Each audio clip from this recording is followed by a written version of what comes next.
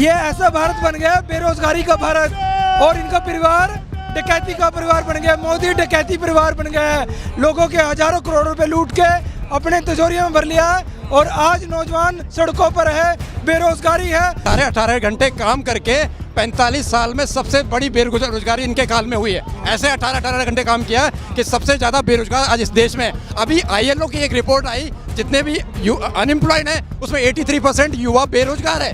भारतीय जंगली पार्टी का जंगल राज हो रहा है। ये अच्छे दिन जो कह रहे हैं, ये इन्होंने कच्चे दिन बना दिए हैं। लोगों के कपड़े उतार के कच्चे बनाने में कर दिया लोगों को इन्होंने। जग में मशहूर कहावत है कि काठ की हांडी एक बार चढ़ चुकी है।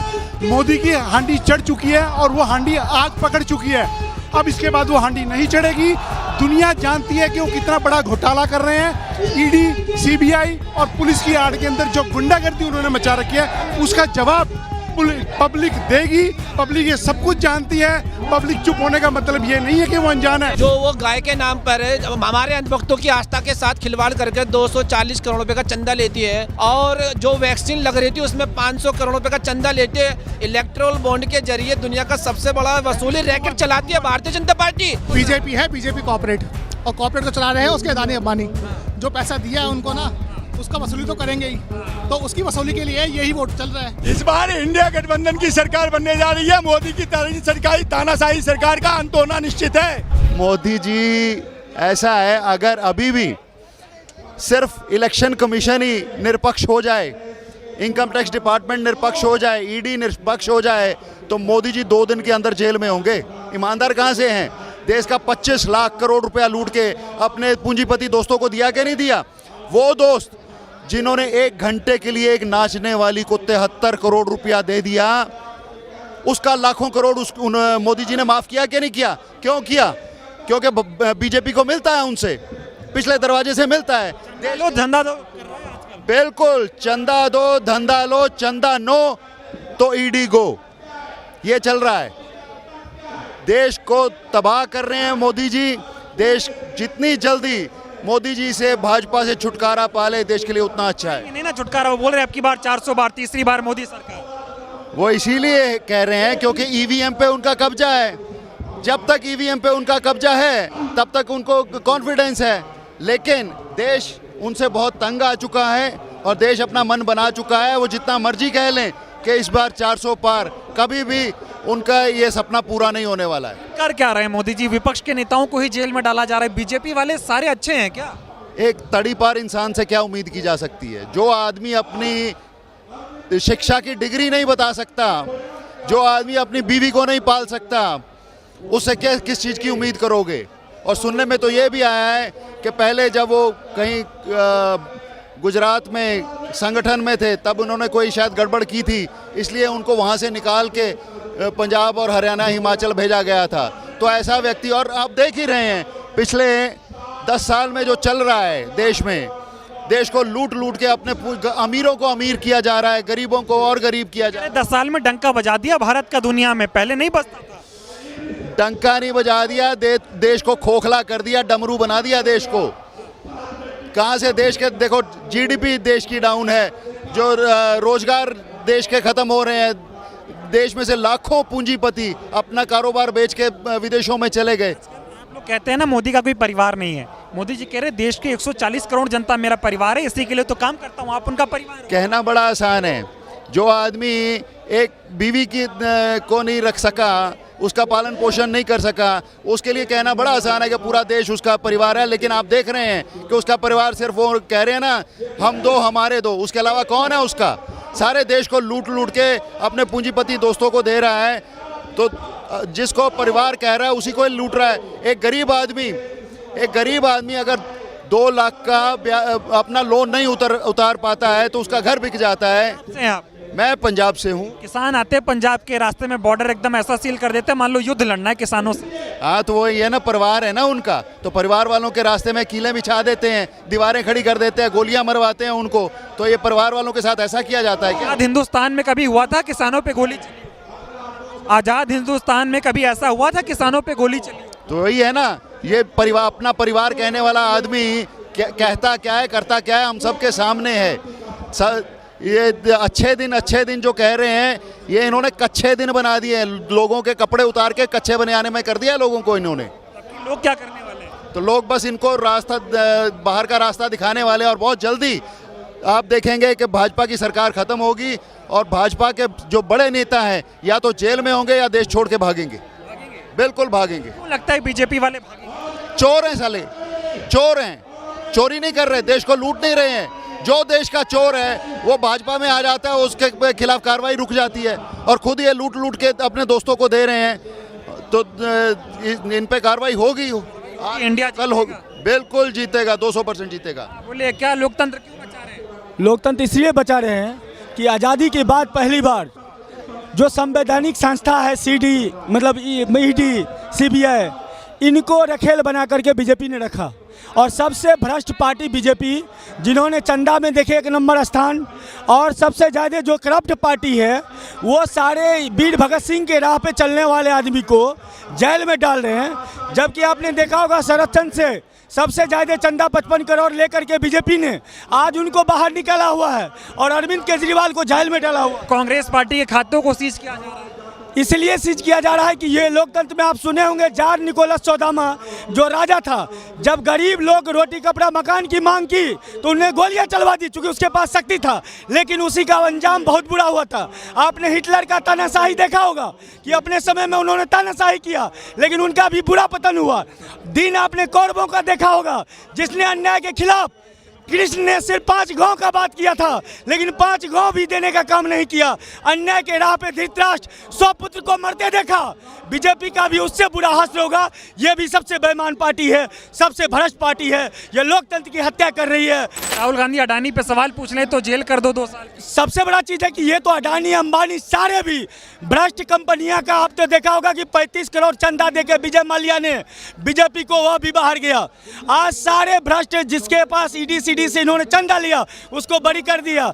आज ये चंदा है उनको धंधा दिलाने का, सबसे बड़ा ठेका दिलाने का धंधा। हिसाब किताब करेंगे? हिसाब किताब बहुत जल्दी जनता करेगी। एक एक जनता जो आज इस चिलचिलाते धूप में उतरी है, उनके रगों में एक एक लहू आक्रोशित है, जन जन की आवाज बन गई। दिल्ली का रामलीला मैदान, दिल्ली से बीजेपी को भगाया था और अब ये देश से बीजेपी को भगाएगा। वो जो कहते हैं ना मोदी जी, कोई किसी के सामने टिक नहीं सकता।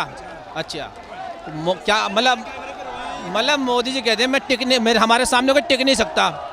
मतलब क्या कारण है, जब भी कहीं चुनाव आते हैं वो किसी न किसी कांग्रेस के बड़े नेता को चुनाव से 15 दिन पहले अरेस्ट करके उसे अपने आप में या तो अरेस्ट कर लेते हैं या उसको अपने आप में शामिल कर लेते हैं। नवीन जिंदल, प्रफुल्ल पटेल, 2 व्यक्ति एमपी जो बनते, एक तुम्हारा एनसीपी से और एक हमारी कांग्रेस पार्टी से, दोनों को भी धर लिया।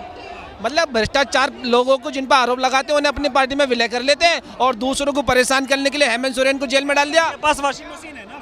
हाँ, वॉशिंग मशीन है, और वो वॉशिंग मशीन जो है, और उस वॉशिंग मशीन में भारतीय जनता पार्टी को सारी को जनता धोने वाली है। इसी चुनाव में गठबंधन जीतने वाला है। देखो, सभी जानते हैं, जब जग में मशहूर कहावत है कि काट की हांडी एक बार चढ़ चुकी है। मोदी की हांडी चढ़ चुकी है और वो हांडी आग पकड़ चुकी है। अब इसके बाद वो हांडी नहीं चढ़ेगी। दुनिया जानती है कि वो कितना बड़ा घोटाला कर रहे हैं।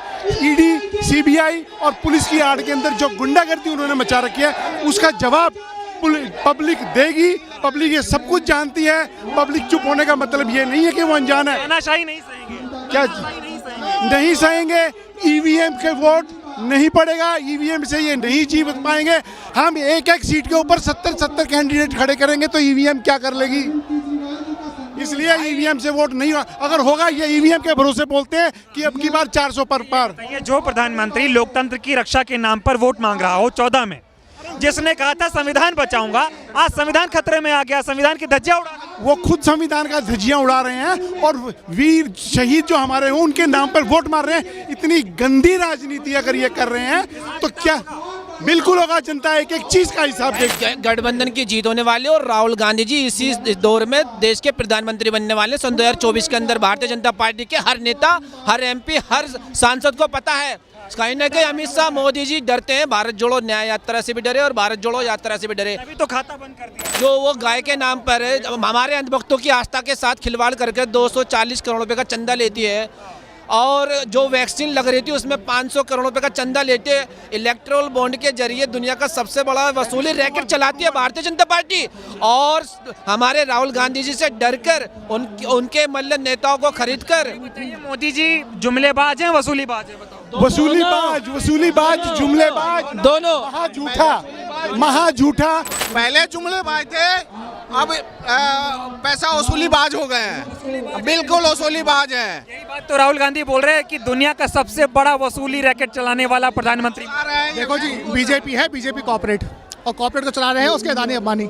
जो पैसा दिया है उनको ना, उसका वसूली तो करेंगे ही, तो उसकी वसूली के लिए यही वोट चल रहा है। 24 के बाद देश पीछे वसूली कर रहे हैं मोदी जी। बिल्कुल क्या दिया? बिल्कुल, हाँ बिल्कुल वसूली कर रहे हैं। अच्छा काम कर रहे हैं मोदी जी? कोई अच्छा काम नहीं कर रहे हैं। क्यों नहीं कर रहे? तानाशाही कर रहे हैं और हिटलर शाही कर रहे हैं। बिल्कुल, हाँ जी, हाँ मोदी जी। जी हिटलर थोड़ी है यार। तो हिटलर शाही तो कर रहे हैं ना, हिटलर तो नहीं है, लेकिन हिटलर शाही कर रहे हैं। होगा अंजाम क्या होगा? इसका अंजाम बहुत बुरा होगा और बहुत मतलब इसको टक्कर मिलेगा। और दिल्ली 2024 में बाहर होंगे, एनडीए बाहर होगी। तो रहे अभी शिवसेना के जो पूर्व मुख्यमंत्री उद्धव ठाकरे थे, उन्होंने भी क्या नारा दिया? हाँ जी, सुना हमने। इस बार तड़ी पार, भाजपा तड़ी पार। जी, इस बार बीजेपी तड़ी पार। क्या कह रहे हैं? मैं आपको ये कह रहा हूँ, आपने कहा 18-18 घंटे मोदी जी काम करते हैं। 18-18 घंटे काम करके 45 साल में सबसे बड़ी बेरोजगारी इनके काल में हुई है। ऐसे 18-18 घंटे काम किया कि सबसे ज़्यादा बेरोजगार आज इस देश में। अभी ILO की एक रिपोर्ट आई, जितने भी अनएम्प्लॉयड हैं उसमें 83% युवा बेरोजगार है। ऐसे 18% काम किया है उन्होंने। मोदी कर रहे हैं, सारा काम मोदी जी कर रहे हैं अकेले अकेले। पढ़ो के इन्होंने काम किया है अदानी और अंबानी के अथाह दौलत देने का। अदानी सिर्फ अमीरों के लिए काम किया, अमीरों के लिए काम किया। अब सुनो, सिंपल सी राजनीति में तुम्हें बताऊं, भारतीय जनता पार्टी के खेमे में इतनी भयंकर आग लगी हुई है, उनके खुद के नेता छोड़ के भाग रहे हैं। जनरल VK सिंह गाजियाबाद से चुनाव लड़ने को मना कर रहे हैं। और आपके निर्मला सीतारमण कहती है कि मेरे पास पैसा नहीं है चुनाव लड़ने के लिए। उनके पति आरोप लगाते हैं इलेक्ट्रल बॉन्ड के जरिए पर। लेकिन कहीं ना कहीं भारतीय जनता पार्टी अपनी इज्जत बचाने के लिए कांग्रेस के दिग्गज नेताओं को, नौजवानों को कहते हैं कि पकौड़ा डलिए, लेकिन पूरे देश में ये कहते हैं ना, डंका बज रहा है, दुनिया में डंका बज रहा है। 83% युवा बेरोजगार है देश में, इसका डंका पूरे देश में बज रहा है। ये मोदी का ये भारत है। और तो बहुत किए थे मोदी जी ने, 2 करोड़ नौकरी देंगे, हर सर पे छत देंगे, महंगाई खत्म कर देंगे, नया भारत बनाएंगे, नया भारत। ये ऐसा भारत बन गया बेरोजगारी का भारत, और इनका परिवार डकैती का परिवार बन गया। मोदी डकैती परिवार बन गया है। लोगों के हजारों करोड़ रुपए लूट के अपने तिजोरियों में भर लिया है, और आज नौजवान सड़कों पर है, बेरोजगारी है। 83 अब की बार मोदी जी का क्या होगा? वो तो कह रहे अब की बार 400 बार, तीसरी बार मोदी। जैसे वो 370 हटी थी, इनका भी 70 हट जाएगा, 370 का सपना। और इसी तरह नौजवान सड़कों पे है। 22 करोड़ लोगों ने आवेदन किया इनको नौकरी में, और इन्होंने क्या दिया? डंडे दिए। और अब ये डंडा और झंडा मोदी का डंडे और डंडे का मुकाबला करेगा।